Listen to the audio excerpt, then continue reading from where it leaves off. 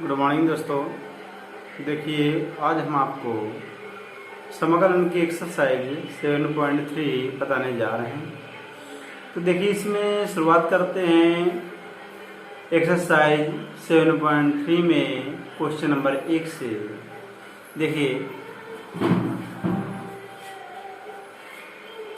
दे रखा है integration sine square 2x plus 5 into d x. तो देखिए sine square 2x plus 5 into d x दे रखा है। तो इसके लिए फार्मूला हमारा होता है cos 2x इक्वल टू एक होता है 2 cos स्क्वायर x माइनस 1 होता है, एक होता है 1 माइनस 2 साइन स्क्वायर x। तो देखिए इसके स्थान में हम क्या लिख सकते हैं, साइन स्क्वायर x स्थान में लिख सकते हैं, इसकी अपेक्षा लिख सकते हैं 1 minus cos 2 into 2x plus 5 into dx, और ये ध्यान दें और अपॉन 2 ये लिख सकते हैं। देखिए साइन स्क्वायर एक्स स्थान लिख सकते हैं, होता है sine square X equal to होता है 1 माइनस cos 2x अपॉन 2 होता है। तो उसके अनुसार हमने इसको x लिख दिया। अब इसके बाद देखो क्या करें, इसको अलग अलग कर सकते हैं तो आ जाएगा 1 upon 2 into d x minus integration 1 upon 2 cos 4x plus 10 into d x. अब इसका समाकलन कर लेंगे तो 1 अपॉन 2 1 का समाकलन हमारा होता है x minus 1 upon 2 cos x को होता है साइन x होता है, यानी कि cos 4x लिख सकते हैं साइन 4x प्लस 10। अब 4x का भी हमारा क्या आ जाएगा, इसमें भाग में चला जाएगा 1 अपॉन 4, कितना आ जाएगा प्लस c, जहां पर c क्या होता है समाकलन नियतांक होता है, अर्थात आ जाएगा 1 upon 2x minus 1 upon 8 into sine 4x plus 10। ये हमारा आ गया। इस बार नेक्स्ट क्वेश्चन देख लीजिए। नेक्स्ट क्वेश्चन है क्वेश्चन नंबर 2। अब कह रहा है sine 3x into cos 4x integration sine 3x into cos 4x into dx। इसमें क्या करते हैं, 2 का गुणा कर दीजिए और 2 का भाग कर दीजिए, 2 गुणा कर देते हैं और 2 का भाग कर दीजिए। तो क्या होता है 2 sine a cos b, 2 sine a cos b। Formula होता है 2 sine a cos b equal to sine a plus b plus sine a minus b होता है। तो रख दीजिए 1/2 ऐसे ले लेंगे, 2 साइन a cos b होता है साइन a प्लस b यानी 3x प्लस 4x और plus sign 3x minus 4x into dx। तो आ जाएगा 1/2 integration sign 7x plus sign, यानी देखो साइन माइनस थीटा होता है माइनस साइन थीटा, तो माइनस x और इंटू dx। अब इसके बाद समाकलन कर लेंगे तो इसमें आ जाएगा 1/2 साइन होता है हमारा माइनस का cos 7x अपॉन 7 माइनस ये हो गया, और साइन एक्स का समाकलन होता है माइनस cos x, तो आ जाएगा minus cos x plus c, अर्थात आ जाएगा minus 1/14 cos 7x plus cos x plus c। ये हमारा क्वेश्चन आंसर हो गया। इसी प्रकार नेक्स्ट क्वेश्चन देख लेते हैं। हाँ, और देखिए 1/2 हमारा क्या है, इसमें इंटू में है तो 1/2 क्या होगा, इसमें भी हमारा 1/2 आएगा और इसमें भी 1/2 आएगा, जो कि हमारा आंसर हो गया। इसी में नेक्स्ट क्वेश्चन देख लेते हैं। हाँ, तो दिया integration cos 2x cos 4x into cos 6x into dx। तो देखिए इसमें हम क्या करेंगे, इसमें cos 2x को हम ऐसे रहने देंगे और इसमें 2 गुणा करेंगे और 2 का भाग कर देंगे। 2 गुणा कर दीजिए और 2 का भाग कर देंगे तो आ जाएगा cos 4x into cos 6x into dx। अब 1/2 ऐसे लिख देंगे, आ जाएगा cos 2x।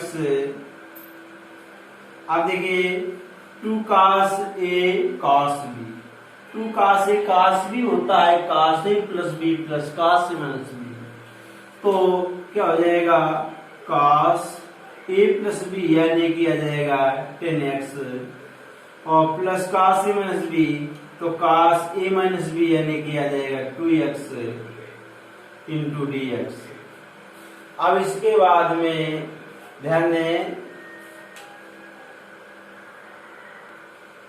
तो अब 1/2 ऐसे में देंगे, इंटीग्रेशन cos के अंदर गुणा कर दीजिए, तो आ जाएगा हमारा cos 2x into cos 10x plus cos square 2x into dx।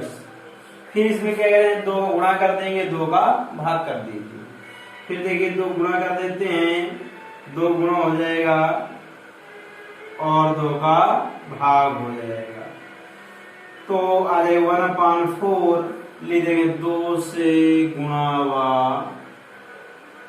भाग करने पर, तो आ जाएगा 1/4 2 cos a cos b, वही हो जाएगा cos a प्लस b यानी कि 12x plus cos a minus b यानी आ जाएगा 8x और प्लस देखिए 2 cos square x, 2 cos square x इस तरह लिख सकते हैं cos 4x plus 1, cos 4x plus 1 आ जाएगा इंटू dx।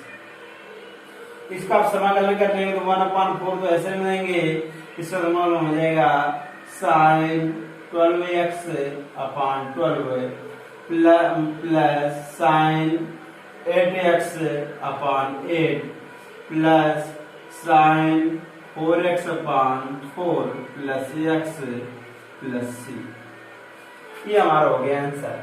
इसी प्रकार नेक्स्ट क्वेश्चन देख लेते हैं। तो देखिए नेक्स्ट क्वेश्चन है integration sin cube 2x plus 1 into dx दिया था, तो इसको हम लिख सकते हैं sin square 2x plus 1 into sin 2x plus 1 into dx। अब देखिए sin स्क्वायर x लिख सकते हैं हम 1 माइनस cos स्क्वायर x, तो आ जाएगा integration 1 minus cos square 2x plus 1 और into sin 2x plus 1 into dx। अब इसको हम मान लेंगे, क्या मान लेंगे, cos स्क्वायर 2x प्लस 1 को मान लेंगे, माना cos स्क्वायर, एक मिनट, cos 2x प्लस 1 को मान लेंगे हम, क्या मान लेंगे, t मान लेंगे। अब इसका वर्ग करेंगे तो cos का होता है minus sin 2x plus 1 into 2 into dx बराबर आ जाएगा dt। यानी इसको t मान लेंगे तो इसको हम t के साथ एक सापेक्ष अवकलन कर देंगे। जब एक सापेक्ष अवकलन करेंगे तो cos का होता है माइनस sin x, फिर इसका अवकलन करेंगे तो into 2 into dx equal to आ जाएगा dt। अब इसको तो क्या करेंगे, अब 2 इंटू उधर जाएगा तो भाग में हो जाएगा, अर्थात आ जाएगा sin 2x प्लस 1 और इंटू dx इक्वल टू आ जाएगा माइनस dt अपॉन 2, इतना प्राप्त हो जाएगा। अर्थात क्या आ जाएगा हमारा इंटीग्रेशन, अब इसके स्थान पर हम क्या लिख सकते हैं, इतने के स्थान पर हम लिख सकते हैं dt अपॉन 2 लिख सकते हैं, ठीक है ना। तो आ जाएगा माइनस dt अपॉन 2 लिख सकते हैं, तो आ जाएगा 1 माइनस टी स्क्वायर और इंटू dt अपॉन 2। अब इसका हम समाकलन कर लेंगे माइनस का, अब ये समाकलन कर लेंगे तो आ जाएगा माइनस तो बाहर ही रहेगा 1/2, इसका आ जाएगा t, इसका आ जाएगा minus T cube upon 3 plus c। अब t की वैल्यू रख दीजिए तो आ जाएगा माइनस 1/2, t की वैल्यू हमारी क्या, cos 2x plus 1 minus cos cube 2x plus 1 upon 3 plus c।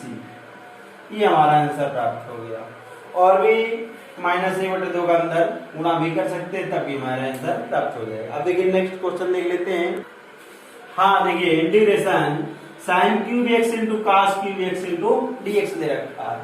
तो इसमें देखो क्या कर सकते हैं, इसको लिख सकते हैं sin क्यूब लिख सकते हैं sin x into sine square x into cos cube x into dx।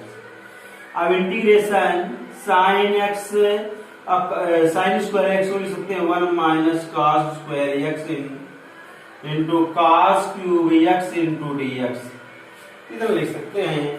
अब लिखे माना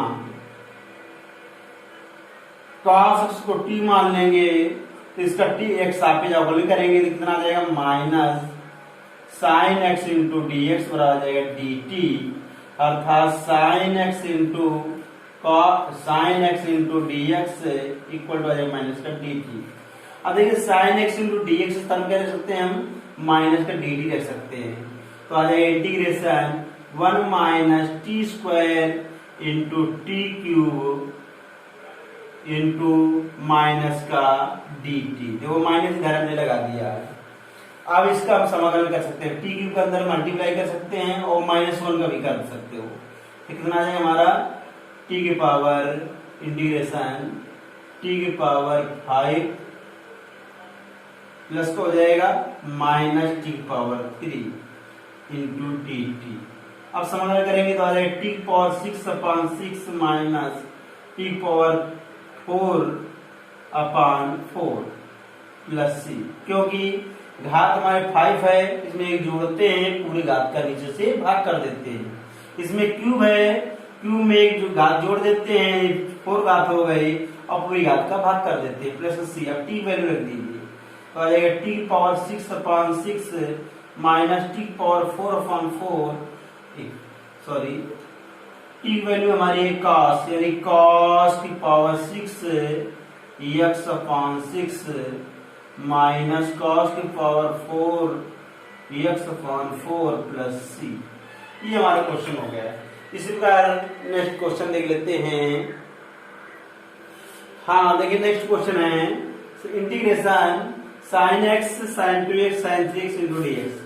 अब देखिए इसको लिख सकते हैं हम sin 2x into sin x into sin 3x into dx। अब इसमें 2 का गुणा कर सकते हैं और 2 का भाग कर सकते हैं।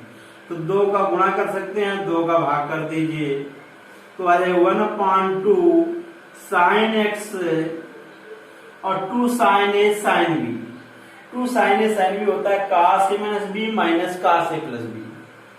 तो क्या होता है 2 sin a sin b equal to होता है cos a minus b minus cos a plus b। तो देखिए क्या होता है cos a माइनस b यानी a माइनस b यानी कि 2x minus cos a plus b into dx। अब इसका अंदर गुणा कर देंगे तो क्या आ जाएगा हमारा 1/2 integration sine 2x into cos 2x minus sine 2x into cos 4x into dx।